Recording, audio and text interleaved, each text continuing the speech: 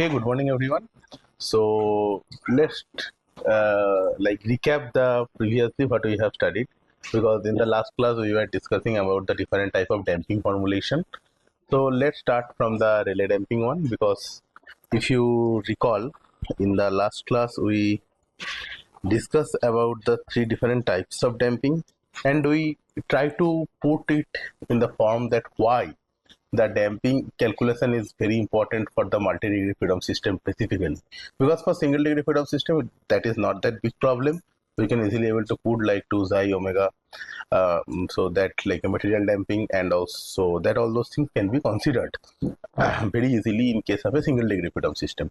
But whereas once we are going for the multi-degree freedom system, if the damping is some sort of viscous damping where the C value is given, and if the damping is some sort of like modal damping, like material damping is given, or some other forms, that is very difficult to incorporate both of the things. They are not directly coming very clearly, and so we actually see that how we can able to calculate that C matrix from the material damping point of view, where we are giving like a xi value, and then we try to check that okay how the different frequencies we can able to incorporate into it, and how we can get the solution that we have seen in the last class. And then we were also discussing that what are the other ways to do that. So we can have the stiffness proportional damping, mass proportional damping, and also the Rayleigh damping. So in case of the Rayleigh damping, it is like beta times m and alpha times k. So like it is having some contribution from the mass and some contribution from the stiffness. Both the contributions are coming into picture. Then the question comes that okay, how can we calculate the alpha and beta? So let's start from there today and try to see that what is happening. Okay, so like once we are actually checking, so when that type of damping calculation is required, so how we actually do, or how we actually proceed for that thing. So generally we have some system, and then we try to identify that what type of alpha and beta can be possible into that case. So in those cases we generally, so suppose if we are writing the equation, what are the things like m u double dot plus c u dot plus k u, that is equal to some forcing function. Okay, now that c we wrote it as a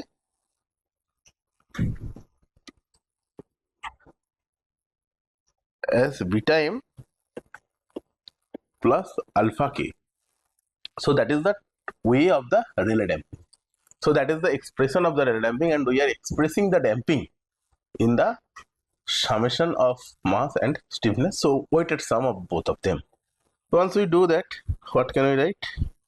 Mu double dot plus beta m plus alpha k into u dot plus k into u, that is equal to f of t. If we divide it by m, we will get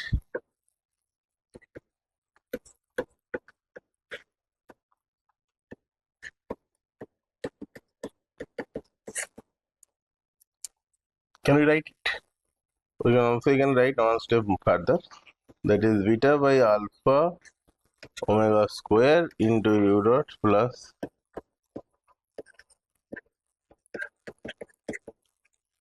okay.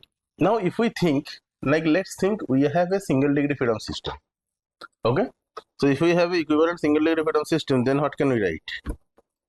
So that equivalent single degree freedom system can be written as like this way.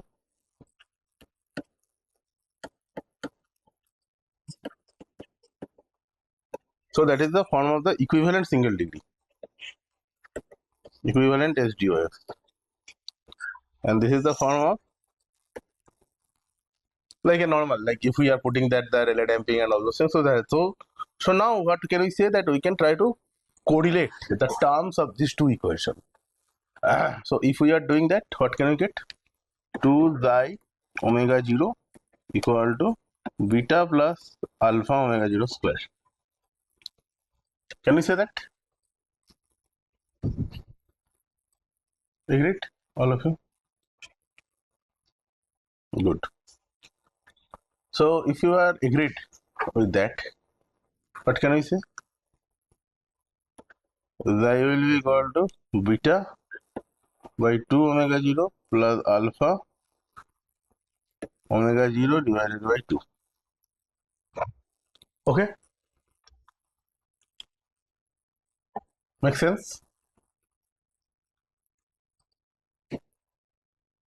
Okay, now let's think you have two natural frequencies, omega 1 and omega 2. Okay, so for first mode, how much? Xi 1 will be equal to beta by 2 omega 1 plus alpha into omega 1 by 2. Just I am substituting instead of omega 0, I am substituting omega 1 and omega 2. You can like for first natural frequency and for second natural frequency. And for second mode, if I see xi2 will be equal to 1 by beta by 2 omega 2 plus alpha omega 2 by 2. Okay, is that correct? Can you able to write that? Perfect. If we can able to write this, now try to express the alpha beta from here. Because what is my target? My target is to calculate alpha and beta.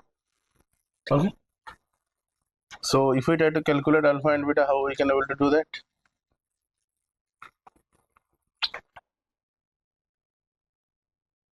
So suppose, so we can do in the two, there are several ways, just like it is a two algebraic equation with the two variable, and we need to find out alpha and beta. So we can write it in the matrix form and we can do that. So if we do that way, then xi1 xi2 that will be equal to 1 by omega 1 and omega 1 by 2, and this one will be omega 2 by 2. That will be beta and alpha. That can come. So you can take the inverse of this matrix and multiply with the xi1 xi2 and you will get alpha 1 and alpha 2. Not a problem at all. That way it can be possible. So if you try to get like alpha beta, so beta and alpha, you can just multiply with the inverse of it with xi1 and xi2. So we will get that. Okay, or else simply we can also able to do it. So suppose if we try to solve it like a normal way, then alpha equal to or better we can do it from there. So if we do it from here, beta 1 equal to how much? So 2 xi 1 equal to beta 1 plus alpha omega 1 square. So beta 1 will be equal to 2 xi 1 omega 1 minus alpha omega 1 square.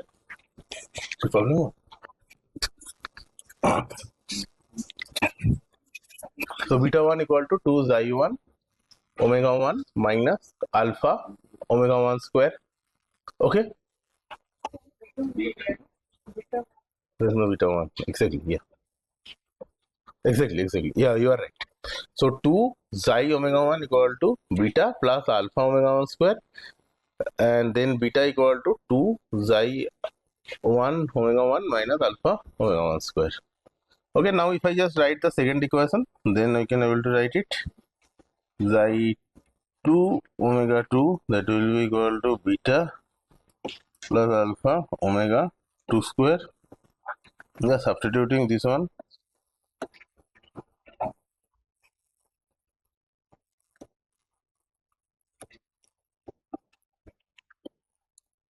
So if we get it, so now if I write it again, that will be 2 xi 2 omega 2 minus xi 1 omega 1, that should be equal to alpha omega 2 square minus omega 1 square.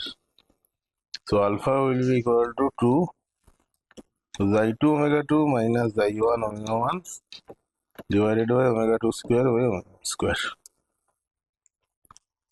So that is become my alpha. Okay, clear? Any doubt? Anyone? Anybody has any doubt? Yes, xi 1 and that. I'm coming into that.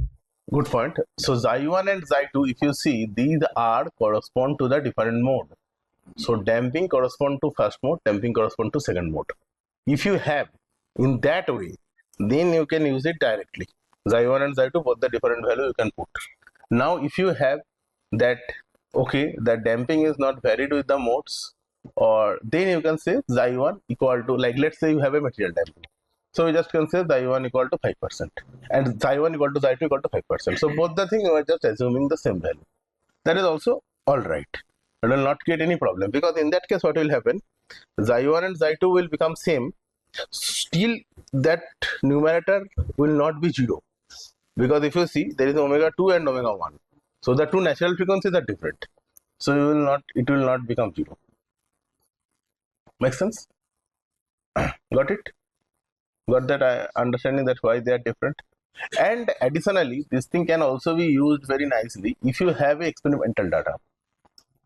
Let's say you do the experiment and you are having, like, for example, first you have done that, you get one type of damping. Second mode you are doing, again you are getting a damping. So you put those values, xi1, xi2, so like this way, and you will try to calculate the alpha and beta. So in experimentation we can also do it like we can repeat it for several times, multiple times, because we can do it like maybe 10-20 samples we can do, and from there we can able to take the mean, standard deviation and all those things as well, that okay, how much variations we can able to see in these models. What is the variation in alpha, what is the variation in beta, that also you can able to find it out. Make sense?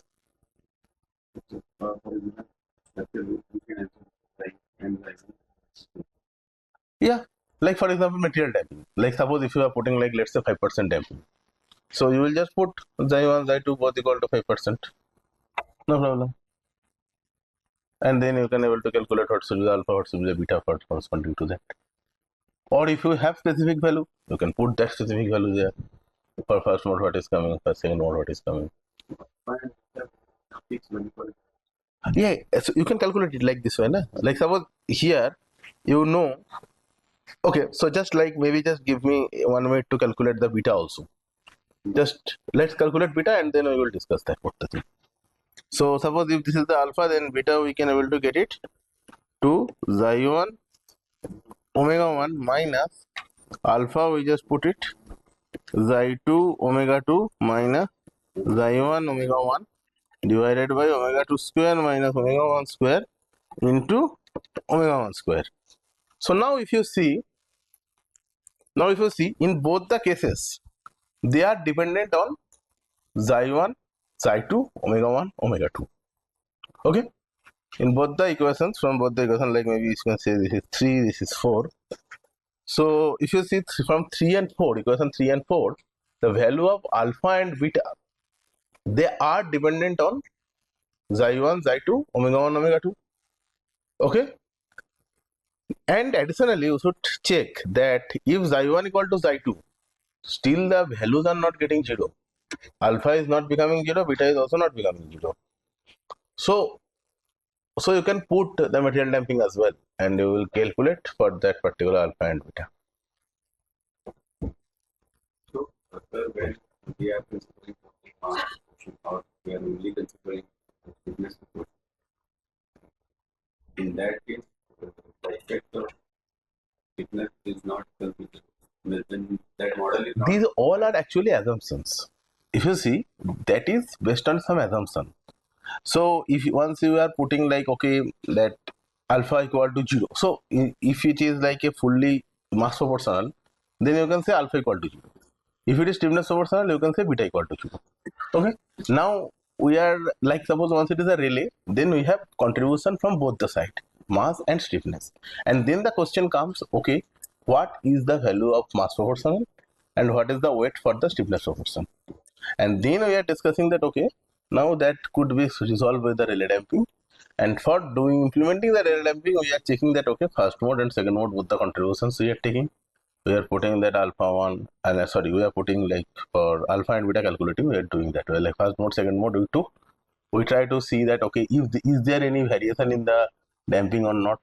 if you satisfied that okay, I am just considering the material damping, I don't bother with that, so you just put the xi1 xi2 equal, your thing is done. Suppose if you have some specific value for different modes, then you will put xi1 xi2 differently, that is also fine, that can be also incorporated here, and based on that you can able to calculate what is alpha 1 and alpha 2, what is alpha and beta. You got that point, na? But Please. we have experimental data. Experimental data, no, it is not required, the experimental data only. Also, like for example, somebody asked you that okay, for do it for the concrete building. So concrete building, you know what is your xi? Right?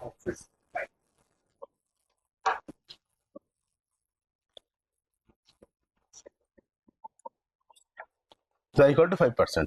Okay, so you will put it xi1 equal to xi2 equal to 0.5. Simple, simple. And then omega 1 omega 2 is coming from the system. So whatever the system is there, you can find out the first natural frequency, second natural frequency. So that does not depend on the damping or anything. So you will get omega 1 omega 2. You will substitute here and you will calculate what is alpha, what is beta.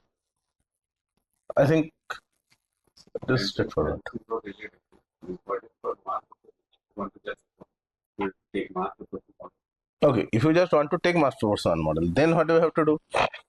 Then you are actually, from the very beginning, you are ignoring the alpha. Mass proportion means you are ignoring alpha. So you should see that way, that from this equation, if you see that equation number 1, then for mass proportional, that equation will become how? Alpha is equal to 0. Okay, so for mass proportional,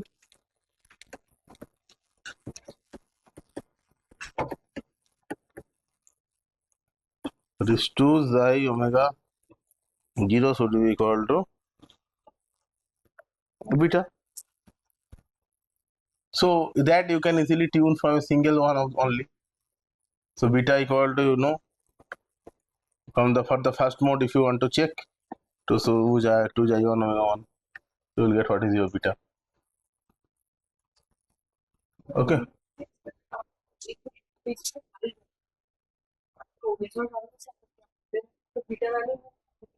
Obviously, obviously, and it should be. See, very good point. Let's check how it will be. You have mu double dot plus cu dot plus ku equal to ft. Okay. Did you, first of all, did you get the question? So she was telling that if now your omega is changing, yes, so your omega is increasing, then beta is also increasing. So means if your system is getting more stiffer, your beta is increasing. Okay, let's see, is that making sense or not? So this is the scenario. So now if I just wrote it, then this into 2 xi omega 0 into u dot plus omega 0 square u equal to ft by m. Okay, now in another case, once we are thinking that c is equal to beta into m, sorry, mass proportional we are taking beta into m, beta into m. So then what can I write? I can write this plus beta into m into u dot plus ku equal to f of t. So if I just put it beta u dot plus m, I am dividing. Okay.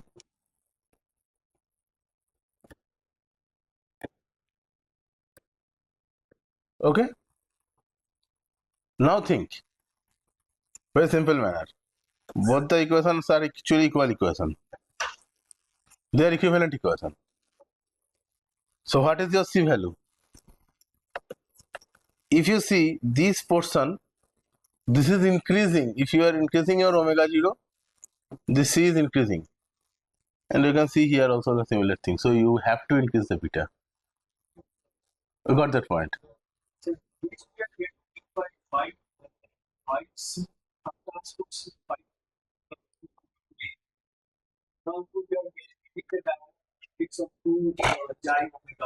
Exactly.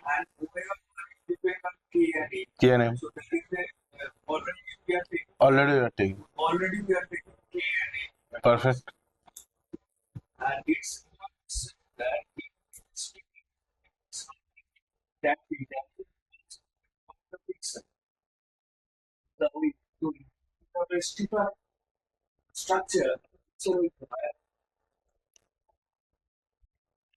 Or maybe a very nice point, exactly, means very nicely told.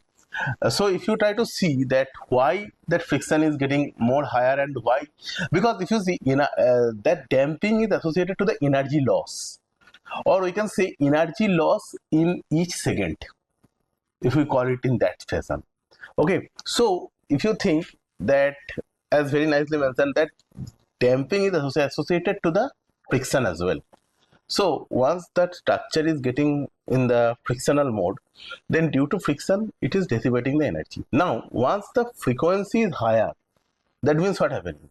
In a particular second, it is oscillating much more. So its number of oscillation is increased. Now, once that dissipation is constant, but if you are increasing the number of cycles, that means you are increasing the amount of energy dissipation. Because in a particular second or in a particular time duration, it is moving so many times, so you are dissipating more amount of energy. So that's why the damping is increased with that. You get that point? Physically clear that why this thing happening. Okay, so this way, this actually we can able to see that like how the proportionality things are actually happening. Each floor will have different. Each floor will have a Each floor will have different because omega increase that. I mean each mode will have different. mode and flow are not same. Yes, sir. Each mode will have different beta. Each mode will have different beta. You can say just a minute. No, I don't think no. Beta will be same. Beta value is not changing for each mode. Okay, depending on omega. No. Omega 1, omega 2. Think very clearly. First equation, if you see this equation number 1, what we have written, it is not at all beta is dependent on omega like this way. Yes, if you are taking the mass proportional damping, there beta is equal to omega. For mass. For mass proportional, yes, that is true. That is true. In mass proportional case, that will be no. There also you will just take it from the first mode. You don't need more modes. You understood? You don't need more modes because first point. Don't forget that point. What you are discussing in the like after last class with someone, that where is the requirement of calculating the C? Well, if you see, we are writing this equation, maybe just say this equation, m u double dot plus cu dot plus ku equal to ft. Now, why or in which case we really need to calculate the C? Because if you see the last class, how we do the modal damping one, you see we have written mu double dot plus cu dot plus ku equal to force. Then we go for directly phi transpose m phi and then q double dot, and then we see that C matrix means phi transpose C phi is the C star matrix that is actually coming like this way, that 2 xi omega 1 2 xi omega 2 2 xi omega 3 like this way. Now the question was very nicely asked that okay, if we are doing this way and if we are calculating it in the form of modal superposition, where is the requirement of calculation of the C matrix?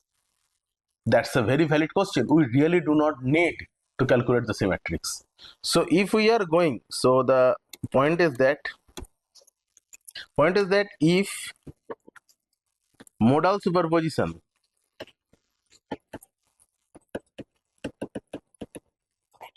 then no requirement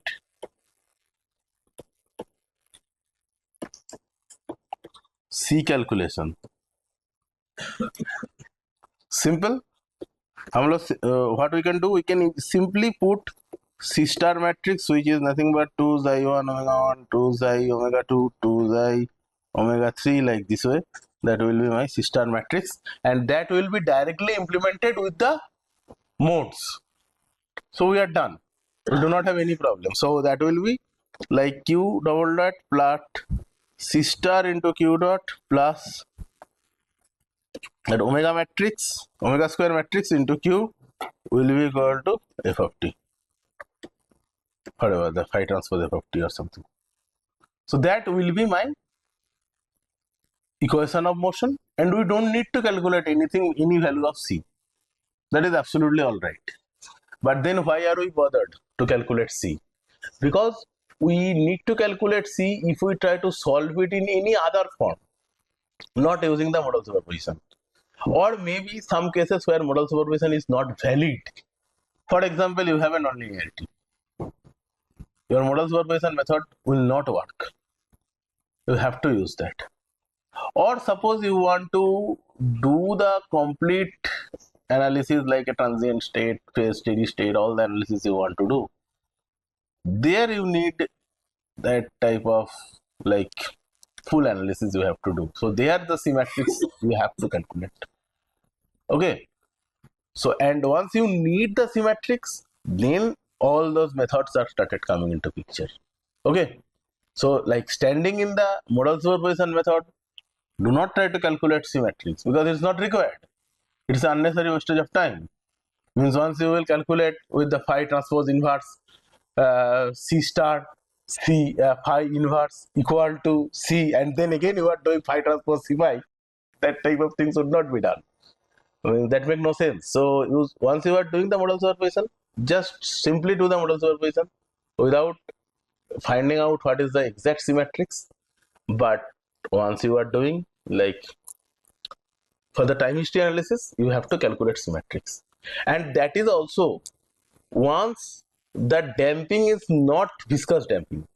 If it is a viscous damping, you already have the viscous damping coefficients. You don't need any C calculation. There the damper's coefficient will be given. But where the damper coefficient is not given, they just give you some material damping is this percentage, that percentage. Then you need to do this full C calculation. Otherwise, like if they gives you that what is the like stiffness is Newton per meter and damping is Newton meter per second, so like this way. So once they will give that in that parameter directly that this is my C value, then you can just do it as like a stiffness, simple. Both the matrix will look very similar. Instead of K you will put C, like C1. Like suppose for example, just let me tell. So if viscous damper, in that case what will happen, like for example spring we are putting, how to write the 1 and 2 if I thinking. So that will be f1 f2 will be equal to k minus k minus k, and in that case damper case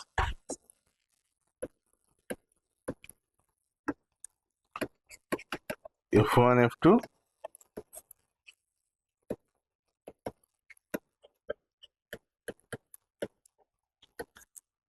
makes sense. So if you have in this way, you can directly club full matrices and you can able to solve it. You don't need to do any C calculation because C is known here. Only the case when you are having some damping coefficient. That damping coefficient you cannot directly use. Like for example material damping, we will just say that 5%. That you cannot implement directly. So for that thing you have to perform that full C matrix calculation. Otherwise you don't need C matrix calculation. So I hope you get that idea. If it is viscous damping, we don't need. If it is the modal superposition method you are following, you also don't need. It is only the case you need once you are having material damping and you want to solve it through some numerical technique. Otherwise, it is not required. Please. When you make the lines, that time also you only provide the line. They calculate. They calculate. They are taking alpha and beta. They calculate the They calculate by themselves, because if you see, if you are giving them a particular value of xi, and they can calculate omega 1, omega 2. From omega 1, omega 2, they can calculate what is alpha, what is beta. Done. So they consider a constant value of xi. Constant value of xi is more convenient thing, because most of the cases, if you have like a 5% damping, nobody say that okay, for first mode that is 5%, second mode that is 10%. Generally nobody do that. So it's just only a single value is given. So most of the cases xi1 and xi2 both are equal, and you can solve it. That's okay. If it is different, that also you can able to solve. Okay. Please. When we are doing 5 of T, it will not get like. Okay, what's the problem? That T Sorry, please repeat the question. Sir. Yeah, viscous damper case, that is not coming. Yes, that is true. For viscous damping case, now if you see, that is a very good point. That for general, yeah, for general viscous damping. Now for general viscous damping, what will happen? You have your mass matrix mu double dot plus cu dot plus ku, that is equal to f of t. Now your K and C may be not looking very similar. What I want to mean, like for example, in case of K, like you may have this type of chain. This is maybe 100. This is maybe 1. This is maybe 200. This is maybe 0.5. Okay. If the stiffnesses are very proportional manner, then that will ensure that you will get a non-diagonal matrix. Always. But if they are not like a proportional type, then it is not guaranteed that you will get a directly this way. But then also it is not a problem, because if you see, you are not using the modal superposition. You are going to solve it in the time domain. So what's the problem? the will not use the model. Which one? For multi-degree of Multi-degree differentiation you can use modal superposition, no doubt. That is absolutely okay.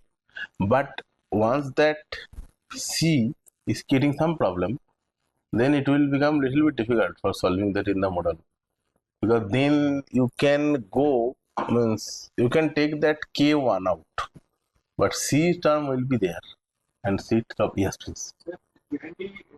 Phase isolation, viscous damper physics, where we are using external and response vector method is not recommended. It's time history analysis in the you got covered with you got my point. Alright, and the types.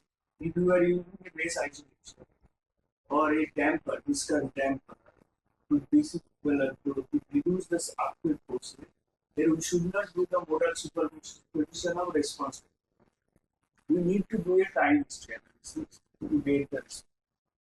So if we are doing time history analysis, then what Sarah is telling, even if there is a diagonal, off diagonal gram of C matrix, there is no issue. Is that clear? Or does that suffice your answer? I mean, so your question actually. means when we are doing time scan, we use some numerical method to solve it. Perfect. For given and how we get the response for multi if our equations are not. Okay, if you see, it is not at all required to be of diagonalizing. That is required only once you are doing the modal superposition method. If you see in other techniques, that is not required. Like for example, if you take the Euler's integration scheme, that is not required at all to diagonalizing the C and K. Just go back to there. Now that's a very good question actually. Just let's go there. 1 minute. I just in the zone. The explicit scheme, we have the implicit scheme and all those things. And if you see, once we are solving this in this way, like we are making the state space formation and all those, we do not at all need to make the symmetrics and k-matrix diagonalize. That is not required. That is only the essential criteria for the modal superposition method. Because otherwise you cannot decouple the modes, and once you cannot able to decouple the mode, you cannot able to solve it that easily. Means that beauty will be completely lost if it is not the modal superposition. Okay. And modal superposition works fantastically with the only xi with omega 1, omega 2. We are not trying to identifying the response here. Here our objective is to calculate the alpha and beta 1. We try to calculate the damping. And we already make the two equations equal. So that will ensuring that your response will be same. Okay. So once the two systems become identical, then their response will be automatically identical. There is no chance that they can be different. So we try to make the two systems identical, so that automatically that will ensure that your complete thing will be identical. Make sense? Okay. Any other questions?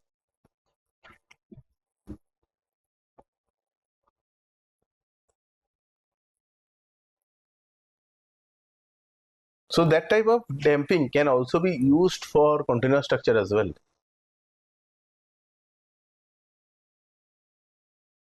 We may be doing it for, like here it is like a discrete way they are placed. In continuous structure they are also placed in a continuous manner. So like for example, if you think, I can just write the equation of beam with damping. Like last time we did it without damping. So just like let me write it with damping. So if you see how it will be look with damping.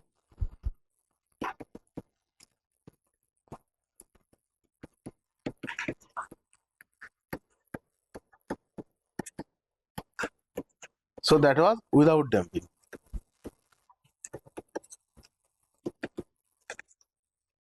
Okay. Now what happened with damping? That will be EI del 4U del x4 plus C1 into del 5U del x4 del T plus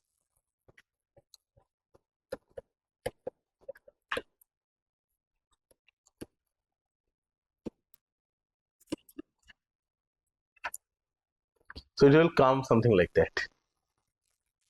So you are having two additional time derivatives. One is like how your curvature is also with the one derivative of the curvature, and another one is the derivative of your displacement. Okay. So if you think very clearly, and this is very easy to understand also. Like you have your spring mass system. Okay.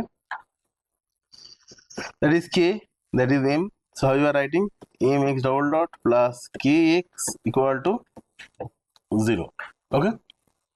So if you adding the damping, Mx double dot plus Cx dot plus Kx equal to 0. So this C is dependent on your displacement. That how much? Sorry, dependent on the velocity. So that is the first derivative of the displacement. So here also if you see what happened, you have this term, that is your acceleration. Okay. And then the integral version of the acceleration. So like x dot, x double dot you have, from there the x dot. So that way they are correlated, this and this. So that is actually the viscous damping. And how much viscous damping is present in that? Like suppose you have a beam in some sort of fluid. So once it is oscillating, how much it is dissipating the fluid and how much that gives the friction to that. So that is coming from here. So that is directly proportional with the velocity of the system. And now if you think this term, that is actually coming from the curvature, that how quickly the curvature is changing and how much energy is dissipated due to that. So that's why this thing comes into picture. So this way the damping can be associated, incorporated for the continuous structure as well. And now you can able to understand that if you have this type of thing, again you will try to solve that equation, and you will get the form with lambda, means you will again do it like u equal to phi of x into q of t, again you will do, and again if you substitute all those things, so you will have, so those equations what were coming like quite simple, that will not come that simple. Like for example, that is like e to the power lambda x, and this is e to the power of I omega t. Suppose these are the two ways. Then once you will substitute here, it will be like this. And in the previous case, it was some sort of like minus omega square rho a into, yeah, omega square rho a. So you can directly able to write lambda equal to fourth root of rho a by ei into omega, root of omega. So that was the previous case. In the very first case, you have like this way with a plus minus 1 comma I, something like this way. Okay, and now if you do, it will become little bit complicated. This plus I omega into alpha 4 C1 plus rho a, no, not plus, that will be minus omega square rho a plus I omega C2, that will be constant. So the complexity will be increased, nothing else, and it will become little bit difficult to solve that. But still you can be able to solve it, not a problem. One is from the material property. Like for example, if you think a beam is there, like the cross section of the beam, and then if you think like every layer, one layer can able to sleep on another layer. So that strain, once the strain is occurring, that strain also has some sort of damping. So that C1 is associated with the material type damping, and C2 is mostly associated with the external medium, that how it is interacting with the external medium and what type of things is coming from there. So there actually we play a lot with those things. Like for example, you are making a composite beam, and in one layer you put something which is like a series paper, like a very much high frictional. So that will increase your C1 value in a very quick manner. On the other hand, suppose if you are placing your beam in like a viscous fluid, like which, so then you can able to see that like a normal beam also that will not able to move that quickly. Suppose if you are working with a 3D printed material, in that case C1 value is quite high and quite unpredictable. The variation is quite high because 3D printing they do it with like a layer thing they do. So like once we are doing some testing, dynamic testing with the 3D printed material, there also C1 actually getting increased quite much because then interlayer friction is quite high, and that increases the C1 value. But there is a quite big unpredictability comes once we are having a different 3D printed material. It will not happen for a single material once you are testing, but suppose if you are taking different samples, then C1 value could change. And suppose if you are doing the test in the different days, then C2 value can change. Because different day means your ambient temperature, ambient moisture, all those things can get changed. Like you do some testing in the hot weather, you do some testing in the cold weather, your C2 value could change. Because that is mostly dependent on the external environment.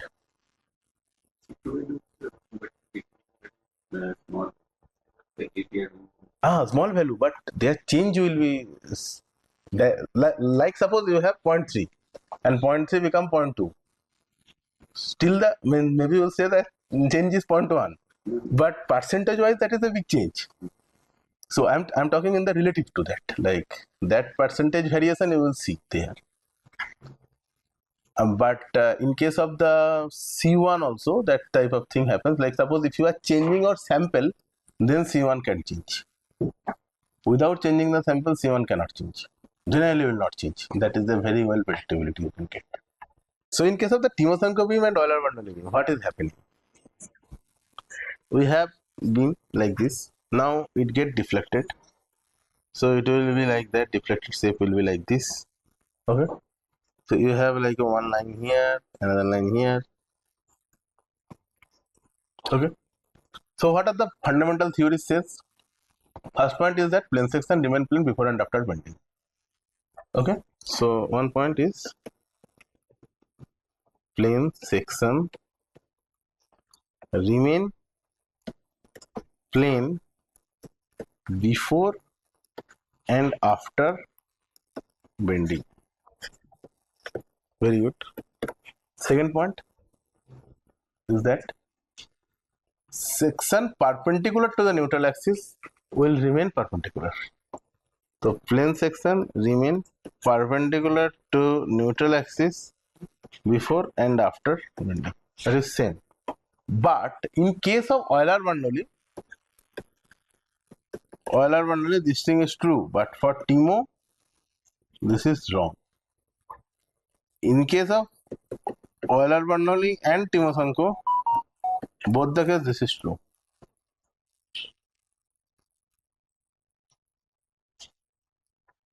Okay, so first theory that the plane section remain plane before and after bending is true for both the cases. A plane section perpendicular to the neutral axis before will no longer remain perpendicular. That is from the Timoshenko theory. Why it is not? Because the shear deformation is occurring there. Okay, so what happens once there is a shear deformation? So if you see in case of a Euler-Bernoulli beam, like the cross section is becoming like that. So they were maintaining like a very nice 90-degree thing. So therefore we can able to write the curvature is equal to how much? You can say that curvature equal to del 2u del x2 directly. Okay, and bending moment is proportional with the curvature. So we can say that m equal to ei into del 2u del x2. So that expression comes from there that curvature is proportional with del 2u del x2. Okay, makes sense. But now what happened? This angle is no longer remain perpendicular. That get tilted. So there we are assuming another angle phi, and that is the shear deformation. So in case of this, in case of Timoshenko, that will become like this one. So that becomes the shear deformation angle. And once this is becomes shear deformation angle, then we say that then what will happen? Your bending moment will become, so then your slope will, suppose if you see that side theta, sorry, that theta will be equal to your del u del x minus that slope. That will come into picture, and then your bending moment and all those expressions will be changing, and that happens in case of the Timoshenko.